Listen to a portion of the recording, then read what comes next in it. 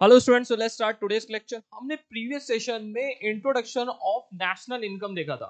हमने इंट्रोड्यूस कर लिया था कि one of the most important concept या कि टॉपिक है पूरे इकोनॉमिक्स का कि अल्टीमेटली नेशनल इनकम क्या है। ओके और हमने उसके फीचर्स भी देख लिए थे। Today we have to look into the methods of measuring national income. और आपको मैंने बताया था कि एक मेथड कौन सा है आपका एक्सपेंडिचर मेथड, जो कि यूएसए में यूज किया जाता है, लेकिन which method is going to be use in which method is used in India. Income and output method का दोनों मिक्स जो सिस्टम है। कुछ सेक्टर्स है जहां पास इनकम मेथड, कुछ सेक्टर है जहां पास आउटपुट मेथड। अकॉर्डिंगली उसके अकॉर्डिंगली हम क्या कैलकुलेट करते हैं नेशनल इनकम इन इंडिया। सो कुछ तो हमको अलग करना रहता है, राइट। सो फर्स्ट मेथड है, जैसे हर नाम से ही आपको समझ में आता है कि first name is stand for the output method या कि प्रोडक्ट मेथड।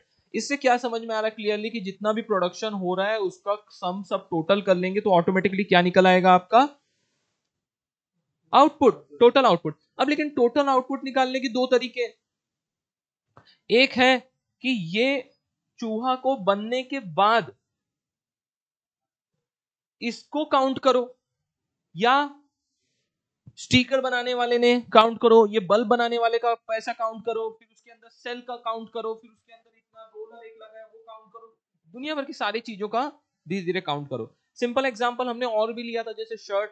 शर्ट कैसे बन जाएगी? ऊपर भगवान ने भेजा शर्ट, ऐसे भेजा क्या? नहीं, यहाँ कॉटन बना, प्लांट, प्लांटेशन, कॉटन, कॉटन से वो सॉर्टिंग ऑफ कॉटन, फिर थ्रेड, थ्रेड का कलरिंग या कि थ्रेड प्रॉपर हुआ, फिर उसके बाद प्लेन कपड़ा बना, फिर उसके बाद क्लोथ बनने के बाद उसको पीसेस में कट किए गए, कट करने के बाद उसको शर्ट में फॉर्म किया। लॉन्ग प्रोसेस, उसकी पैकिंग हुई, कुछ लोग ने आयरन उसको पूरा सा प्रोसेस किया होगा। व्हाट, हाँ, इसको भी ऐसे ही किया गया, ऐसे नहीं आ गया डायरेक्टली, ठीक है। वो मेरे शर्ट की तरफ देख रहे हैं। सो सो ये सारे शर्ट्स कैसे बनते हैं, पूरे प्रोसेस। तो ये सब प्रोसेस में जैसे जैसे एडिशन होते जा रहा है, हमने प्रीवियस एग्जांपल लिया था, डू यू ऑल रिमेंबर कि 50 रुपीज, फिर 10 रुपीज, किसी ने 30 रुपीज लगाया। तो वो सारे प्रोसेस का काउंट करो, टोटल करो, और उसको, और कुछ प्रोसेस के बीच में जैसे फेस्टिवल आए, आपको प्लेन क्लोथ लगना था तो वो डायरेक्टली मार्केट में चला गया प्लेन क्लोथ, तो हम वो प्लेन क्लोथ का क्या ले लेंगे, प्राइस वहीं तक का लेंगे, जैसे मैंने एग्जांपल दिया था। अब आपने प्रोसेस किया, कॉटन था, फिर उसके बाद उसके ऊपर प्रोसेसिंग हुई, अब ये बना दिए फॉर एग्जाम्पल प्रोसेस करके प्लेन क्लोथ। अब यहीं पास ये प्रोसेस मार्केट में चला गया तो अपन को सिर्फ 30 रुपीज ही लेंगे, राइट। अब लेकिन इसी प्लेन क्लोथ से अपन ने आगे 20 रुपीज और लगा के और उसकी पैकिंग करके उसमें हमने शर्ट बना दिया, तो कितना हो गया 60 रुपीज। तो हम क्या करेंगे, शर्ट का पैसा ले लेंगे। Okay, 60 rupees. सो कुछ पार्ट थे जिसको हमने 30 में लिया, कुछ को 60, तो ये क्या बोलेंगे इसको, इनपुट मेथड। क्या बोल रहे हैं अपन, वैल्यू एडेड अप्रोच। क्या बोलेंगे इसको, वैल्यू एडेड अप्रोच। तो जिस जिस स्टेज में value added at each stage of production is included, हर स्टेज में जितना भी प्रोडक्शन हो रहा है, एडिशन हो रहा है, उसको इंक्लूड करेंगे। सो उसके अंदर भी वही है, value added at each stage of production को इंक्लूड करेंगे। ग्रॉस नेशनल प्रोडक्ट कैसे निकलेंगे, sum of value added at all stages, हर स्टेजेस के जितना भी एडिशन हुआ है उसको अपन क्या करेंगे, टोटल तो क्या निकल आएगा, GNP. Value of output minus input करने से क्या निकल के आता है हमको, एडिशन। जैसे आउटपुट हमको कितने का मिला, 100 का, इनपुट हमने कितना किया, 70, तो वैल्यू एडिशन कितने का है, 30 रुपीज का। क्या ये बात समझ में आ रही? बताओ मेरे एग्जांपल में यहाँ पास वैल्यू एडिशन कितने का है, इनपुट 30 का था, आउटपुट 60 का है, तो बताओ एडिशन कितने का है, 30 का। क्या ये बात समझ में आ रही है? ठीक है, इस तरह से हर स्टेज का हम एडिशन कर लेंगे। ये कौन सा स्टेज था, प्लेन क्लोथ। ये कौन था, शर्ट। तो इसको प्रोसेस करने में कितना लगा हमको, 30, तो इसको बोलेंगे वैल्यू एडिशन। समझ में आ रहा है क्या, हर स्टेज का वैल्यू एडिशन अपन इसमें इंक्लूड करते जाएंगे। दूसरा क्या होता है, फाइनल गुड्स अप्रोच। बोलता है जितने भी फाइनल गुड्स है ना, मार्केट में गया क्या, प्लेन क्लोथ, प्लेन क्लोथ का फाइनल गुड्स मार्केट प्राइस क्या है, उसको ले लो। शर्ट का क्या है, शर्ट बिकने को आ गई मार्केट में, शर्ट का फाइनल प्राइस क्या है, वो ले लो। तो बोलते हैं final goods approach, value of all intermediate transactions are ignored. बीच का ये प्रोसेसिंग कॉटन बोलता है अपने को नहीं पता, राइट। अब मैंने बताया था फ्लोर, व्हीट से फ्लोर बनाया, फ्लोर से कुछ लोगों ने उसको डायरेक्टली पोली बना ली, कुछ लोगों ने चपाती, पोड़ी, रोटी, जो भी बोलो। उसके बाद कुछ लोगों ने क्या किया, उसका ब्रेड बनाया, कुछ लोगों ने केक बना लिया। सो हम क्या करेंगे, जो फाइनल प्रोडक्ट मार्केट में आया है हम व्हीट को नहीं कंसिडर करेंगे, राइट? जिसने डायरेक्टली व्हीट कंज्यूम कर लिया, गाय घोड़ा जिसने भी खाया, हम उसको डायरेक्टली फाइनल प्रोडक्ट कर लेंगे। तो जिसका जिसका फाइनल गुड्स है उसी को बस अपन इंक्लूड करेंगे, वैल्यू ऑफ इंटरमीडिएट गुड्स को एक्सक्लूड कर देंगे, इतनी सी बात है।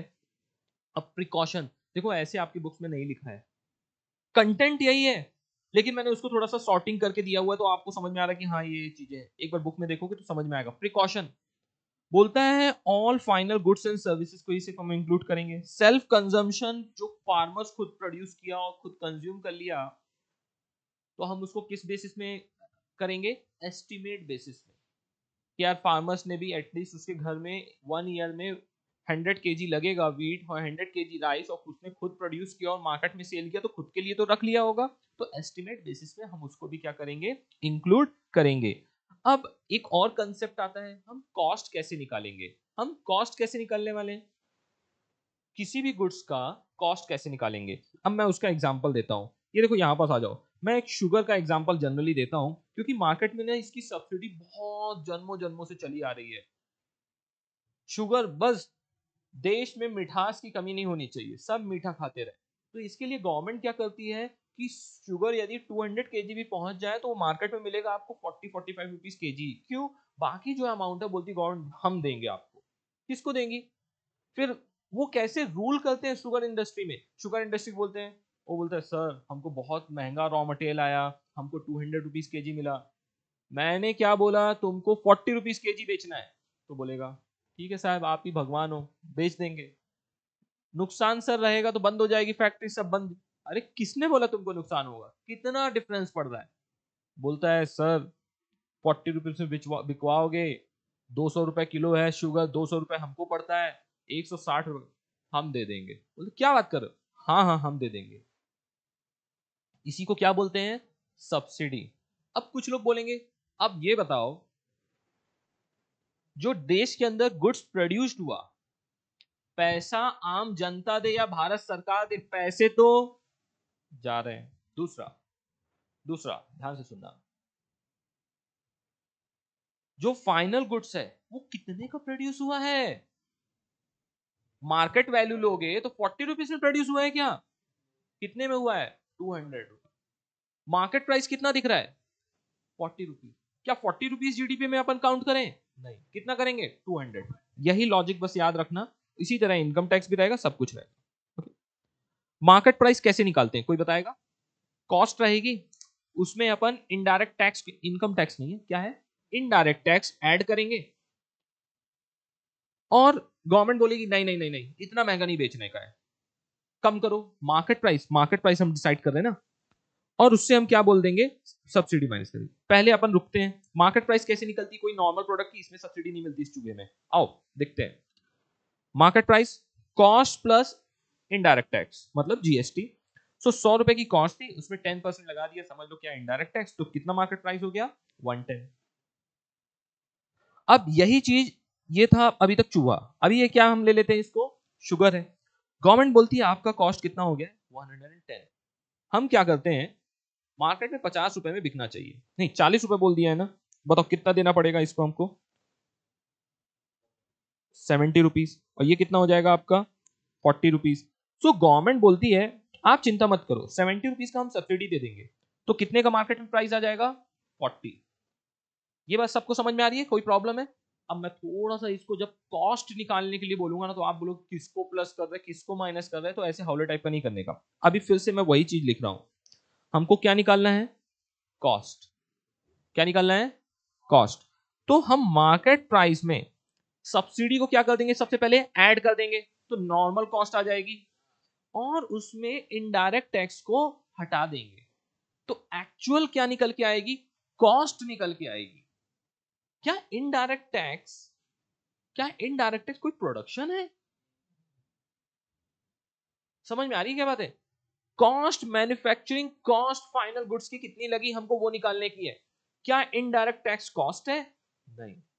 ओके, इसका पैसा उठा के उसको दे दिया, नहीं तो मैं काम आगे लिखा भी हुआ है। अब इसके बहुत अच्छे मार्क्स आए, मैंने इसको 1 लाख रुपए का गिफ्ट दे दिया, मान लो मान लो सबको दे दिया 1-1 लाख रुपए, मैंने गिफ्ट दिया है, गिफ्ट दिया है, क्या कोई प्रोडक्शन हुआ? क्या आपने मैंने कुछ सर्विस ली थी? अब कल से आपको क्या करें, आई बाबा आपको पैसे देते हैं, बोलते हाँ जीडीपी में ग्रोथ हो रहा है, होगा क्या? नहीं, वो आपको खर्चे के लिए दे रहे हैं। नहीं सर, एक अकाउंट से पैसा दूसरे अकाउंट में गया, नहीं होगा। आप बहुत कमाने लगो लगो और उस वक्त आई बाबा को आप बहुत पैसे देना चालू करो, तो एक अकाउंट से आप अब्रॉड में बैठे हो, कनाडा में पाजियों के साथ, अब आप पैसे भेज रहे हो आई बाबा को, तो यहां बोलेंगे क्या हमारा जीडीपी ग्रोथ हो रहा है? नहीं। समझ में आ रही है क्या बातें? हाँ, आप वहां कुछ वो जो सर्विस यदि आई बाबा दे रहे हो उसके अगेंस्ट में कुछ पैसा मिल रहा है उनको, भले वो कितने भी एज के हो गए, तो वो क्या है आपका प्रोडक्ट एंड सर्विसेज है। सर चलो आ जाओ, अभी सब्सिडी ऐड करेंगे और इनकम इनडायरेक्ट टैक्स माइनस कर देंगे। सो कॉस्ट कैसे निकालेंगे? Market price minus indirect tax plus subsidy. तो मार्केट प्राइस कितना था? 40, उसमें इनडायरेक्ट टैक्स कितना है? 10, और सब्सिडी कितना है? 70, तो कॉस्ट कितनी हो जाएगी आपकी? 100। क्या ये भावना मेरी आप तक पहुंच पा रही है? और कल्पना आकांक्षा वो भी, ठीक है, आ रही बात समझ में? अगली बार ये पूरा देश इसमें जूझता रहता है कि सर कॉस्ट निकालते वक्त मार्केट प्राइस से इनडायरेक्ट टैक्स क्यों माइनस किया गया और सब्सिडी क्यों ऐड की गई। क्या मेरी बात आप तक सब तक पहुंच पाई है? कोई कंफ्यूजन रहेगा इसके बाद? अभी पढ़ने के बाद तो बहुत इजी लग रहा है, लेकिन बाद में ऐसे ढप्पा मत बोल देना। हाँ हाँ हाँ।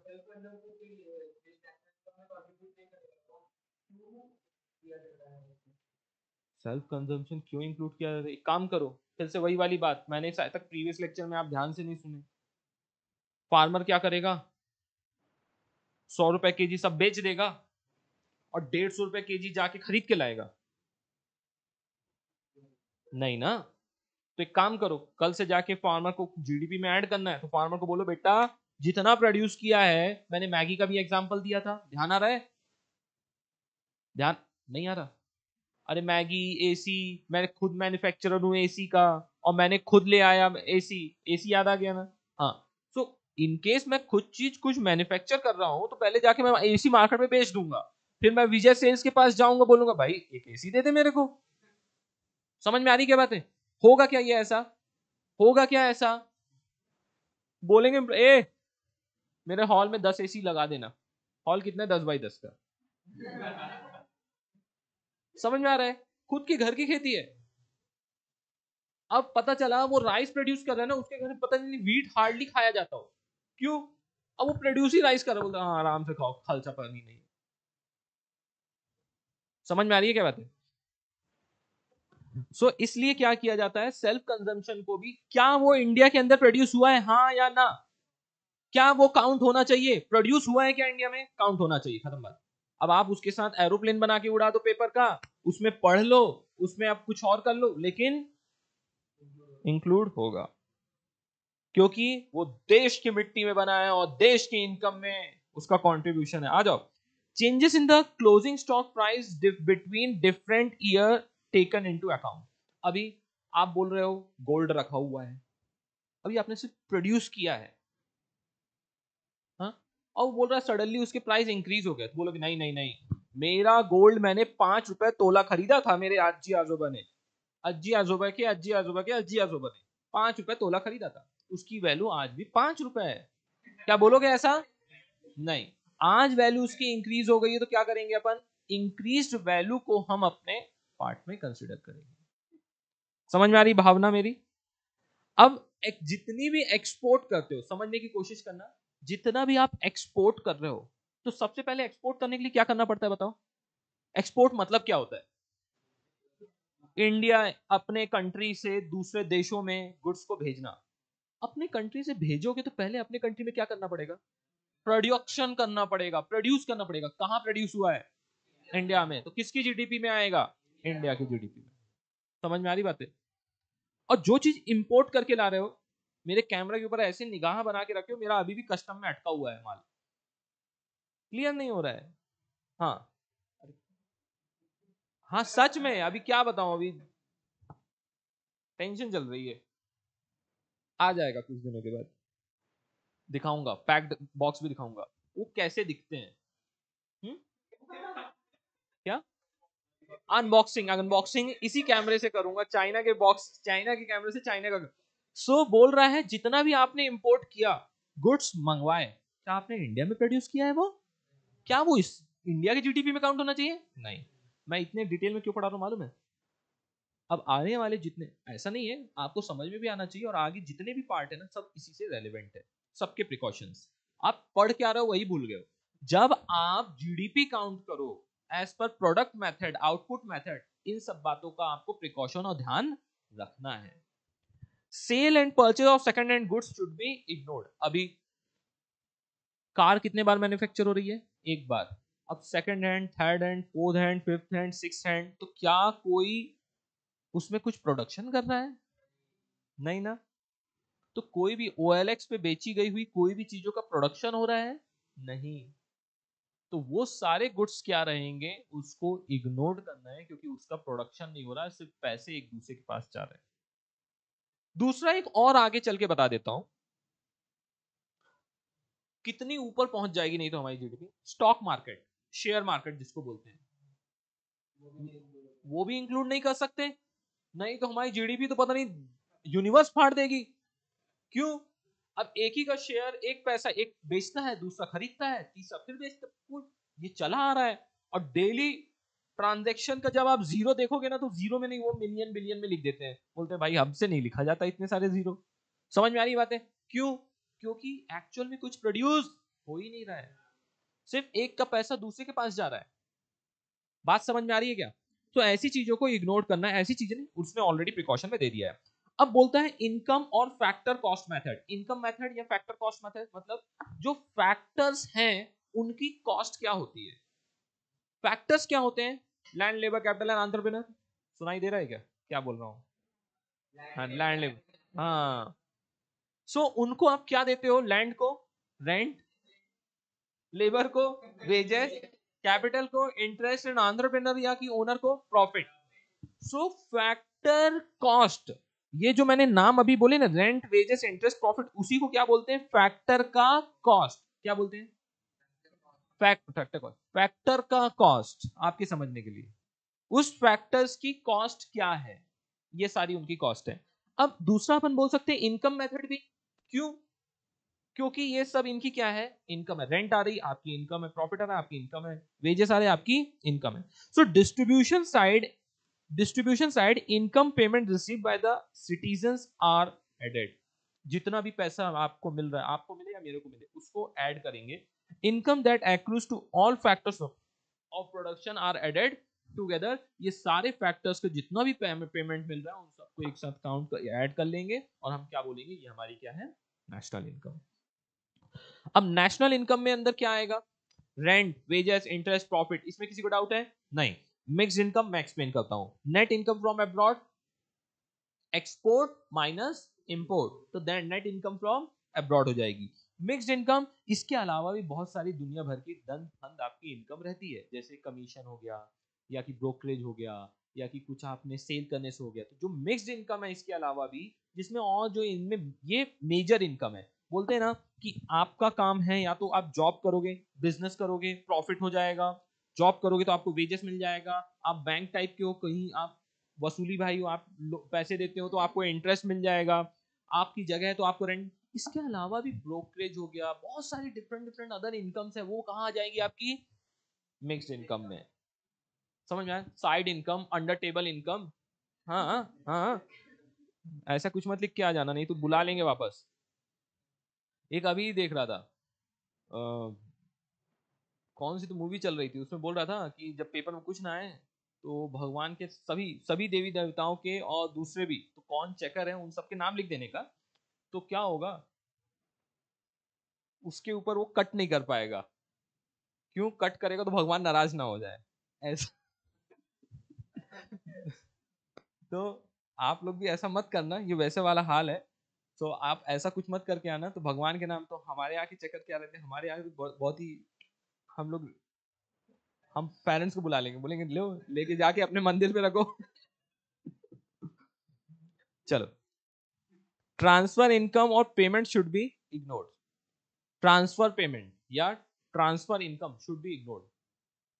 मैं आज आपको दे रहा हूँ, कल दे देना मेरे को वापस, आज जरूरत थी क्या इसकी? कोई जीडीपी में इंक्लूड हुआ क्या? कुछ हुआ क्या?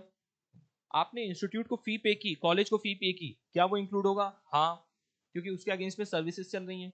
ओके, सो बोल रहा है ये gift, donation, old age people को जो इधर उधर से मिलता है, इस पेंशन वगैरह, ये सब क्या है? जीडीपी में काउंट नहीं होगा।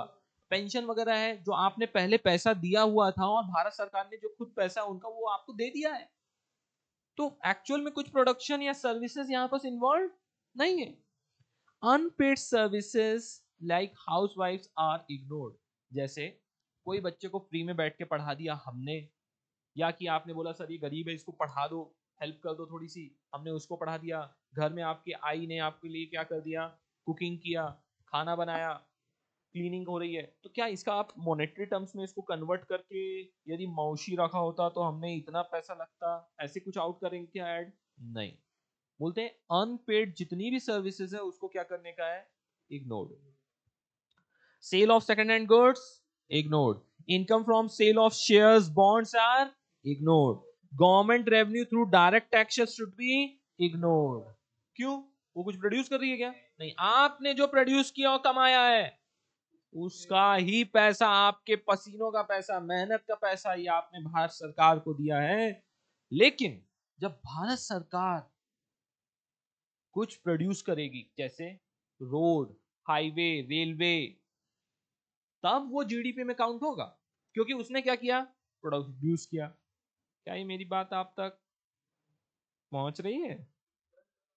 हाँ, हाँ, हाँ, हाँ, हाँ, हाँ।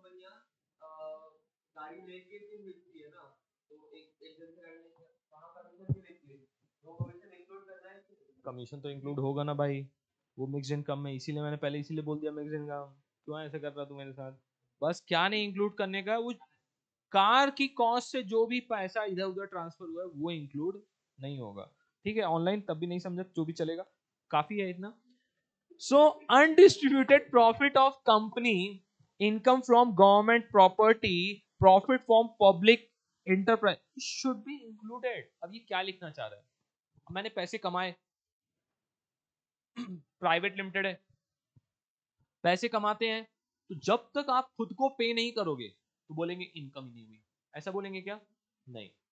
अनडिस्ट्रीब्यूटेड प्रॉफिट आपको समझ में आता है? जनरल रिजर्व, रिजर्व प्रॉफिट, जो कैपिटल के अंदर आप प्रॉफिट ऐड करते हो, तो उसको इंक्लूड करना है।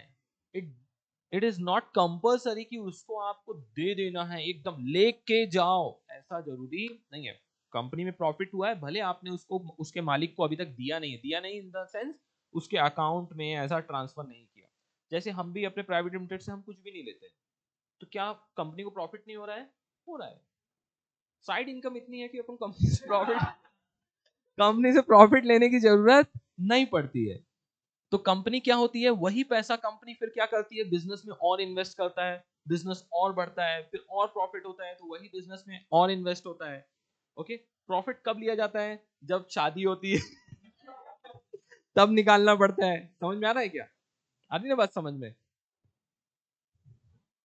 ऐसे मत बोल देना घर में, लेकिन ऐसा लिख के भी मत आना। आई मीन जब जरूरत पड़ेगी तो अपन ले लेंगे पैसा। कंपनी किसकी है? खुद की कंपनी है। और जब दूसरे की रहती है, पब्लिक की रहती है, तब क्या करते हैं? डायरेक्टर रेम्यूनरेशन लेते हैं, फिर डिविडेंड लेते हैं। हम इसमें से कुछ भी नहीं लेते। क्यों नहीं ले रहे हैं? कि जरूरत नहीं है।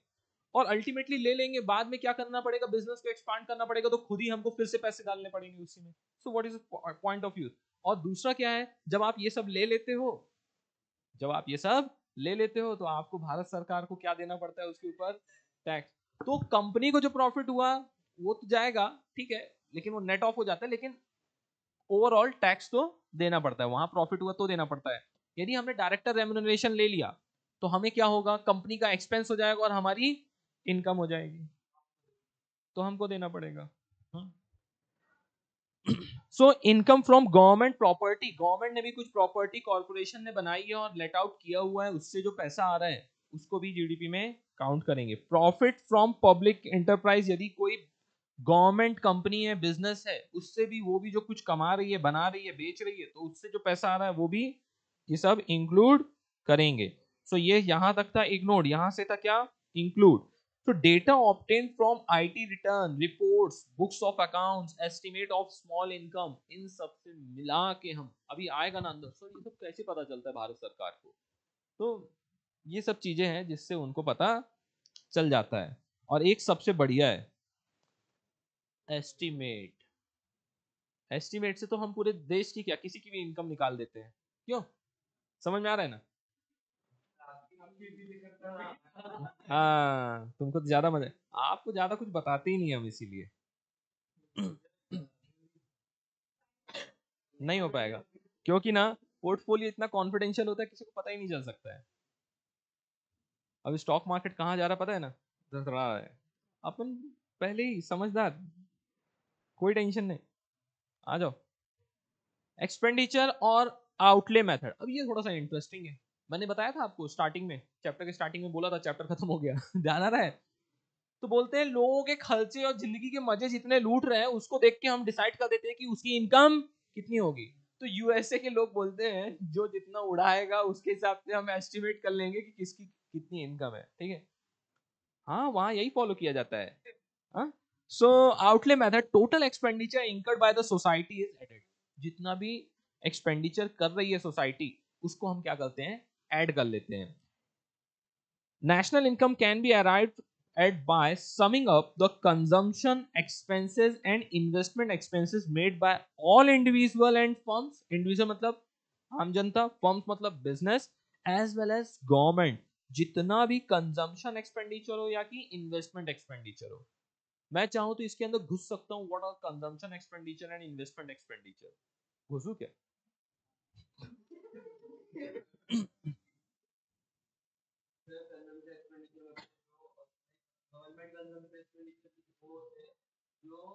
जो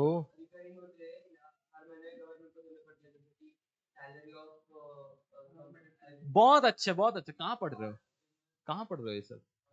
कॉलेज, चलो।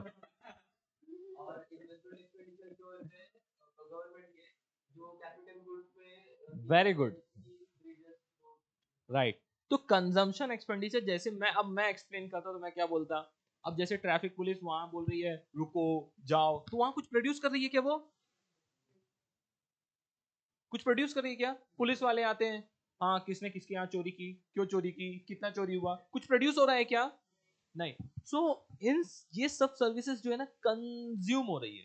कंज्यूम हो रही मतलब इससे कुछ आउटपुट एज सच निकल के कुछ भी आ नहीं रहा है। समझ में आ रही क्या बात है? तो ये हो गया कंजम्पशन एक्सपेंडिचर की इससे कुछ आउटपुट। और एक होता है investment expenditure. Investment expenditure is constructing road, railways, bridge, hospital, school, colleges, this all are what, investment expenditure. समझ में आ रही बात है? और भी डिटेल में इसके बाद जाएंगे अपन।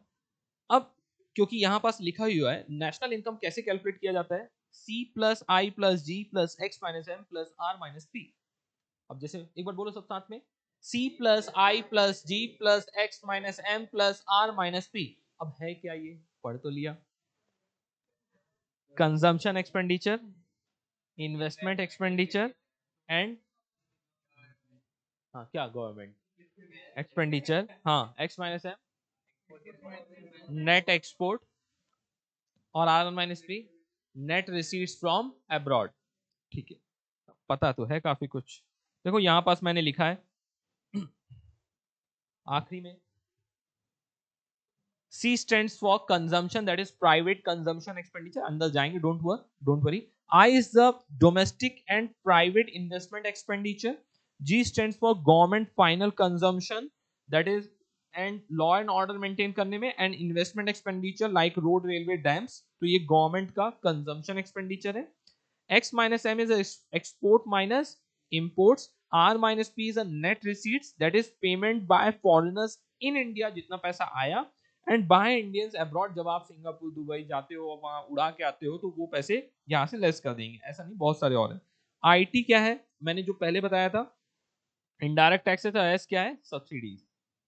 समझ में आ रहा है? ये हो गया। अब आते हैं क्या कि ये C प्लस आई प्लस जी को थोड़ा सा डिटेल में देखना चाहिए आपके लिए। बताओ कहाँ है, बताओ जल्दी से।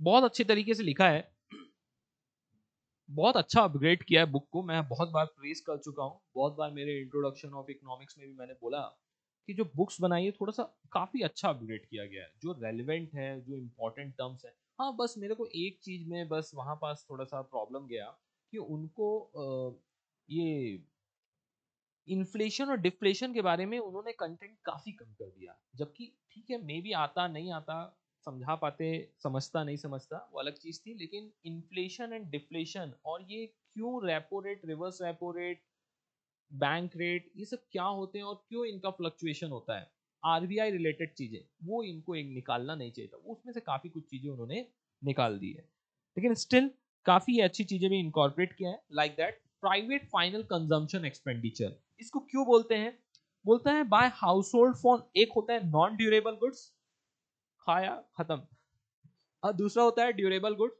फ्रिज, टेलीविजन, वॉशिंग मशीन चले आ रही है, such as car, computer, television, washing machine, which are generally used for a longer period, and expenditure on services like transport, वो इंसान इधर उधर जाएगा भी, बस, ट्रेन, रेलवे, मेडिकल सर्विस लेगा, तो ये जितने भी कंजम्पशन है durable, non durable and services के ऊपर, एक्सपेंडिचर ऑन सर्विसेज मैंने तीनों हाईलाइट किए हुए, ध्यान से देख लो।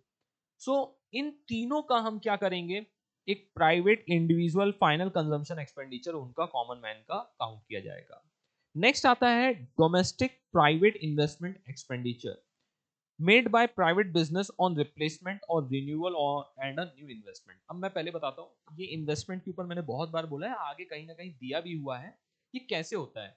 Any cap investment expenditure is generated from small savings, ध्यान आ रहा है, आपने 11th स्टैंडर्ड में शायद ध्यान आ रहा हो तो लिखा था, स्टार्टेड फ्रॉम, पहले चैप्टर में ही लिखा है, लास्ट पहले चैप्टर का लास्ट पैराग्राफ है 11th स्टैंडर्ड के, वहां पास लिखा है small saving is the starting point of creating capital expenditure या कैपिटल इन्वेस्टमेंट। कैसे, अब आपको कुछ कैपिटल इन्वेस्टमेंट करना है, जैसे आज से आपको जिंदगी लाइफ में क्या करने का है, उसके बाद क्या करने का है, एक बड़ा बिजनेस वगैरह कुछ खड़ा करोगे, वो कैसे खड़ा करोगे, पहले आप धीरे धीरे पैसे सेविंग से कलेक्ट करते जाओगे, जॉब करोगे, फिर सेविंग करोगे, सेविंग करोगे। जैसे इसको, ये इसको, अभी इसको ना एक मस्त सा क्या डालोगे, किसी का शोरूम बता दो, किसका शोरूम बनाना चाहते हो, क्या, अरे एक शोरूम कोई डालना चाहता है कि नहीं डालना चाहता है, शोरूम किसका, महिंद्रा का शोरूम डालना चाहता है, मान लेते हैं अब ये पैसे इकट्ठा करना चालू कर रहा है, सेविंग कर रहा है, बहुत सारी सेविंग हो गई है, अब वो पैसों के साथ क्या करेगा, पैसों के साथ क्या करेगा, एक जगह को रेंट से लीज में लेगा, उसको डिपॉजिट देगा, उसका रेंट देगा, उसका फर्नीचर बनवाएगा, ये कैसे कर पाएगा, सेविंग, सेविंग के बाद जब सेविंग बड़ी हो जाएगी, अच्छा आप लोग को फ्लैट घर में खरीदना रहता है, सबके घर में कुछ ना कुछ चलता रहता है कि यार एक नया एक और फ्लैट खरीदना है, यहाँ खरीदना वहां खरीदना, तो आपके बाबा उसके लिए क्या करते रहते हैं, सेविंग, और जो वो खरीदते हैं तो वो क्या रहता है, कैपिटल इन्वेस्टमेंट। तो कैपिटल इन्वेस्टमेंट आ कहां से रही है, starting from small small saving, तो small small saving is the starting point for creating what, capital investment. क्या मेरी बात आप तक पहुंच पाई अब, सो तो it refers to expenditure made by private business, private business क्या करेगा, या तो एक नया बिजनेस डालेगा इनकी तरह महिंद्रा का शोरूम, नहीं तो नहीं तो एक एग्जिस्टिंग बिजनेसमैन क्या करेगा, अपने पुराने मशीनरीज वगैरह को रिप्लेस करेगा। दोनों के लिए क्या लगता है, और एक काम करते हैं यार, बहुत छोटा बिजनेस चल रहा है, छोटी मशीन लगी है, अपन को एक बड़ी मशीन लगानी है, what he has to do, saving. तो वो कहीं भी यहाँ नहीं लिखा है, लेकिन आगे लिखा हुआ है आपके बुक में, डोंट वरी, 11th में भी लिखा है, 12th में भी लिखा है। Government final consumption are divided into two parts. One is the consumption expenditure, refers to maintain the administrative service like law and order. वहां पास कोर्ट में जज माउस को नहीं, हैमर को, वुडन को ऑर्डर ऑर्डर करते रहते, कुछ प्रोड्यूस होता लेकिन नहीं है। लेकिन गवर्नमेंट, लेकिन सर्विस दे रही ठीक है, लेकिन आप भावनाओं को मेरी समझो। लॉ एंड ऑर्डर को मेंटेन करने के लिए, डिफेंस, हेल्थ, एजुकेशन को ये सब चलाने के लिए, और दूसरा एक्सपेंडिचर करता है इन्वेस्टमेंट एक्सपेंडिचर। देखो मेरी बातों को गलत नहीं लेने का, मैंने ये बोला है, आप अपने कंफर्ट से सुनते हो। जो कंजम्पशन एक्सपेंडिचर हो या इन्वेस्टमेंट एक्सपेंडिचर, जीडीपी में तो काउंट होगा। बस वो ये बताना चाह रहा है दो टाइप के एक्सपेंडिचर होते हैं। क्या बात समझ में आ रही है? दो टाइप के एक्सपेंडिचर होते हैं, बस ये डिफरेंस है। नहीं तो आप बोलोगे नहीं कंजम्पशन, सुनने में कैसा लग रहा है आपको? कंजम्पशन एक्सपेंडिचर है, कंज्यूम हो जाते हैं, इसलिए इसको इंक्लूड नहीं करने का है। मैं मालूम है ना, बच्चा कहाँ कहाँ बस बहक जाता है। सो कंजम्पशन एक्सपेंडिचर है, ठीक है, लॉ एंड ऑर्डर मेंटेन करने के लिए कोर्ट में जो जज बैठे हुए उनको भी क्या देना पड़ता है? सैलरी मिलती है। उनको जो पैसा मिलता है वो भी जीडीपी का पार्ट होगा, और उनको सैलरी भले गवर्नमेंट से आए लेकिन मिल तो रही है। हाँ, तो वो पार्ट क्या बनेगा? हमारे एक्सपेंडिचर का बनने वाला है। तो गवर्नमेंट के खर्चे दोनों टाइप के क्या बनने वाले हैं? पार्ट एंड पार्सल बनने वाले हैं। क्या मेरी बात आप तक पहुंच पाई है? और उसके बाद उन्होंने उसके ऊपर ज्ञान दिया हुआ है नेट एक्सपोर्ट, तो वही हो गया net foreign investment, it refers to the difference between the export and import in quantity. तो आपको समझ में आ गया, नेट इंपोर्ट होगा तो ऐड करेंगे, नेट एक्सपोर्ट होगा तो ऐड करेंगे, और नेट इंपोर्ट होगा तो लेस करना पड़ेगा। लॉजिक समझ में आ रहा है क्या? ऐसे क्यों कर रहे हो मेरे को, ऐसे क्यों देख रहे हो? समझ में आ रहा है ना? तो एक्सपोर्ट ज्यादा होगा तो हमारे जीडीपी में काउंट होगा, यदि इंपोर्ट ज्यादा होगा तो हमारे जीडीपी से लेस होगा। नेट रिसीट का भी वही है, यदि हमारी रिसीट्स ज्यादा रहेंगी तो ऐड करेंगे और लेस कम रहेगी। ये सब यहाँ लिखा नहीं है, लेकिन एक्चुअल में प्रीवियस ईयर्स में ये सब के ऊपर कैलकुलेशंस वगैरह सब थे, तो वो सब उसके बारे में दिया गया है, कब प्लस होगा, कब माइनस होगा, कब जीरो होगा। जीरो कब होगा? दोनों इक्वल हो जाएंगे।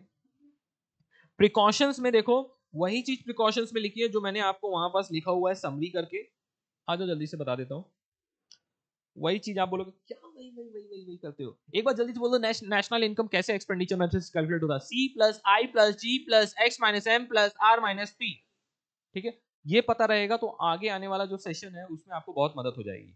Next, all intermediate goods and services should be ignored. Repurchase of second-hand goods ignored. Transfer payment ignored. Expenditure on repurchase of share bonds ignored. Indirect tax को less करेंगे. Expenditure on final goods and services to be included. Subsidies add करेंगे.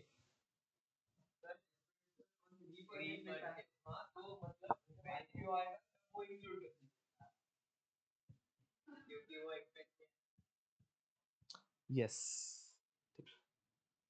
क्योंकि आपने business में क्या किया है? Investment कर रहे हो उस वक्त, उसके बाद जो रीपर्चेस सेल चालू रहेगा तो उसको इंक्लूड नहीं करेंगे।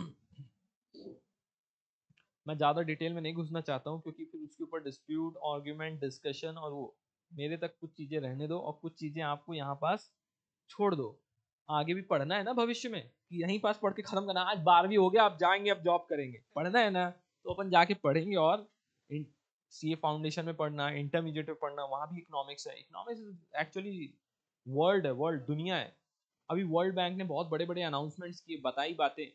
2023 में एक मेजर रेसेशन आने वाला है, कोई एक देश में नहीं पूरे वर्ल्ड में आने वाला है। सो बी रेडी। अब समझदार को बेटा टाइम से ना स्टॉक मार्केट से सारे पैसे कल्टी ले लेने के, जब बढ़े तो, और थोड़े दिन शांत बैठो, और जब कम आ जाए तब खरीद लेना। ठीक है, मैं एक टिप नहीं दे रहा हूँ, लेकिन एक बेसिक आइडिया दे रहा हूँ। अभी से भी घर में क्या करो, ज्यादा एक्सपेंडिचर नहीं, सेविंग्स ज्यादा करो। रेसेशन आएगा तो उसमें क्या होने वाला है? लोगों की जॉब जाएंगी, लोगों की सैलरी कम होगी, बिजनेस कम होंगे, मार्केट में पैसे का फ्लो कम होगा। क्योंकि कंटिन्यूअसली यही मैं बोल रहा हूँ, इन्फ्लेशन और डिफ्लेशन के बारे में वो भी वही बोल रहे थे। पूरे इंडिया बस में रेट ऑफ इंटरेस्ट इंक्रीज नहीं हो रहा है, रेपो रेट सिर्फ इंडिया में इंक्रीज नहीं हो रही है, पूरे वर्ल्ड में इंक्रीज करा जा रहा है।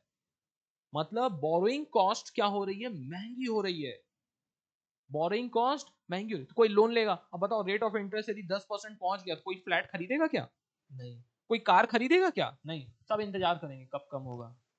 अब वो नहीं खरीदेंगे तो उनका बिकेगा नहीं। बिकेगा नहीं तो वो क्या करेंगे, प्रोडक्शन कम करेंगे, प्रोडक्शन कम करेंगे तो उनको प्रॉफिट कम होगा, प्रॉफिट कम होगा तो वो एम्प्लॉय क्या करेंगे, कम करेंगे, और जिनको जिनको लॉस होने लगेगा वो धंधा ही बंद कर देंगे, भाग जाएंगे यहां से। बात समझ में आ रही है क्या?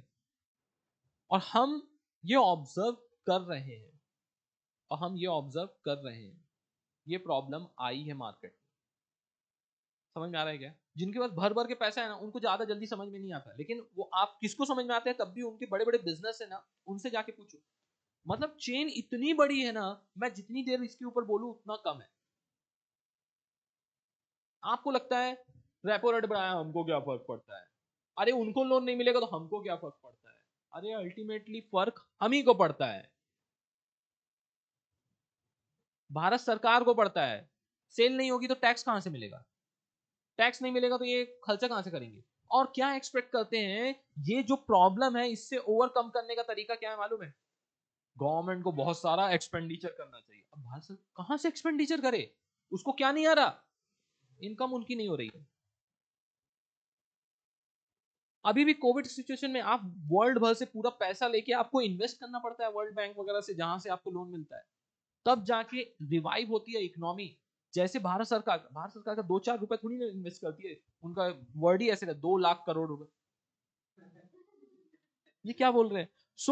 अब ये पैसा कहां जा रहा है, किसके पास जा रहा है, ये मजदूरों के पास जा रहा है, एम्प्लॉय है। अब आपको लगता है सिर्फ वहां लेबर काम करता है, नहीं यार, वहां मेजर बड़े बड़े इंजीनियर्स होते हैं, साथ में लेबर भी क्लास भी रहता है, कॉन्ट्रैक्टर रहता है, रॉ मटेरियल सप्लायर रहता है, तो उन सबके पास क्या जाता है, पैसा जाता है। फिर से वो उनके पास पैसा जाएगा तो क्या करेंगे, वो कार खरीदेंगे, खर्चा करेंगे, घूमेंगे फिरेंगे, तो लोगों को दूसरों का बिजनेस चलेगा।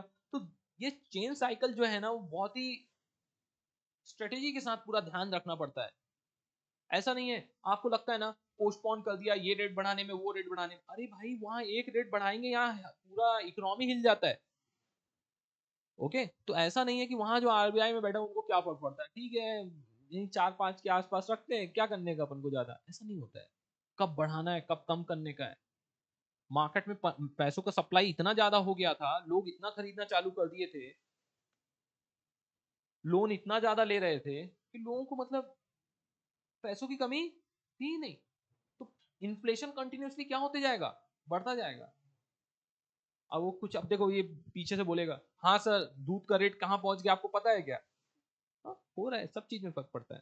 इन्फ्लेशन का आपको हिसाब नहीं लग रहा है, एक एक पेपर की क्वालिटी, जो पेपर आते थे उनका रेट कहाँ तक पहुंच चुका है, ये आपको नहीं समझ में। लेकिन ठीक है, हम जो रॉ मटेरियल और इन सब चीज के साथ जो डील करता है ना, दे अंडरस्टैंड कि कितना इम्पैक्ट आ चुका है। पेट्रोल के दाम इतने बढ़ने बढ़ने से नहीं, एक बार बढ़ जाता है, इन्फ्लेशन आ जाता है, डिफ्लेशन आपको तो पता है ना, यही अभी केस चल रहा था होटल्स में, बोल रहे थे कि ये बढ़ा वो बढ़ा वो बढ़ा करके अपन ने, और वो कोविड था तो रेट तो बढ़ा दिए, रेट तो बढ़ा दिए, वो लॉस को रिकवर करने के लिए कोविड में नहीं चला, साथ में ये रॉ मटेरियल उनके लिए एक्सपेंसिव हो गए, उसके बाद सब नॉर्मल होने के बाद क्या हुआ, सेम है। समझ में आ रही क्या बात है? There is always scope of inflation, there is no scope of, होता है डिफ्लेशन भी, बहुत सेक्टर में होता है। जैसे आपने अभी सुना था ऑटो इंडस्ट्रीज में वाट लगी हुई थी, कोई खरीदने को गाड़ी तैयार नहीं था, पता नहीं वो कहते हैं ना नजर लग गई हो किसी की, वैसे तो कोई व्हीकल खरीदने को 2018-19 का टाइम है, कुछ नहीं था, कोविड वोविड कुछ नहीं था, कोई गाड़ी खरीदने को तैयार नहीं था, वो सारी कंपनी वगैरह डूबने लगी थी, हालत खराब थी, ह्यूज डिस्काउंट देना उन्होंने चालू किया तो भी कोई खरीदने को तैयार नहीं था। आप थोड़ा सा इसके बारे में निकाल के देखना, आपके 8-10 साल नहीं हो गए, मैं अभी की बात बता रहा हूँ, no one is ready to buy car, परेशान थी पूरी इंडस्ट्री, स्टॉक मार्केट वगैरह उनके ऑटो सेक्टर का पूरा हिल चुका था। ओके, सो होता है, फिर उन्होंने बहुत सारे स्कीम्स ये वो कैसे करके रिवाइव करने की कोशिश की सब। ओके, सो आज का सेशन अपन यहीं पास कंक्लूड करते हैं। हमारे नेक्स्ट सेशन में जो रहेगा वो GDP, NDP, GNP and NNP और main difficulties in measuring national income and importance of national income, हम ये कवर करेंगे। So that's it for today, see you all in the next lecture, take care, bye bye.